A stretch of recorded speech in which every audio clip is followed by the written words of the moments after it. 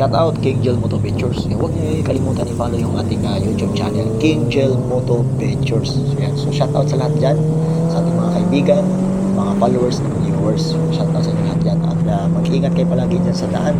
At lalo sa araw-araw nating mga ginagawa. Lalo na araw-araw tayo bumabiyahe. So shout out dyan. So yan, ang baon natin si Honda CB650R. So si Claims. So yan, yung kasama natin ngayon. So nandito tayo ngayon sa Marilaki Highway. So sa araw na ito ay wala ganong dumadaan. So kalimitan pag bumabiyahe ako rito, hindi ako tumatakbo rito na dahil pagkasabag lane ko, hindi ako bumabiyahe rito. So yan, so makikita niyo yan, solid lane yan. So kung makikita, bawal talaga dyan. So bawal overtake dyan. Pero kasi tayo mga nakamotor, hindi talaga natin mapigilan na talaga overtake tayo. So sa mga nanonood sa atin, ingat kayo palagi dyan, lalo sa mga nakamotor. Yan sa ating mga manonood. So yan. So tayo mga nakamotor, talagang pinipilit natin overtake dyan sa yellow lane na yan. Mag-ingat kayo. So hindi natin maabala yung mga naka 4 wheels, yung mga kapwa natin motorista na hindi tayo maka-aksidente at hindi rin tayo maka-aksidente syempre.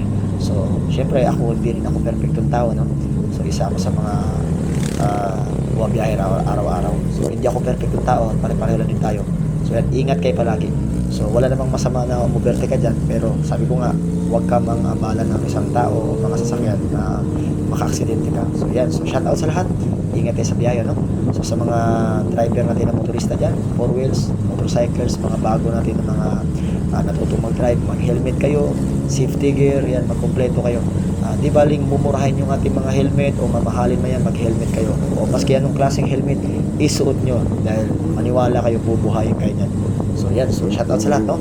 So shout out ko lang yung aking mga kaibigan. So shout out yan sa Rosor Group of the Philippines, SGC Team Philippines, Jacosta Family, Patumalaki Family, yan. So Hayag Family, Bugnas Family, Bidayo Family, and Lower and Upper Laberos. So shout out sa lahat yan.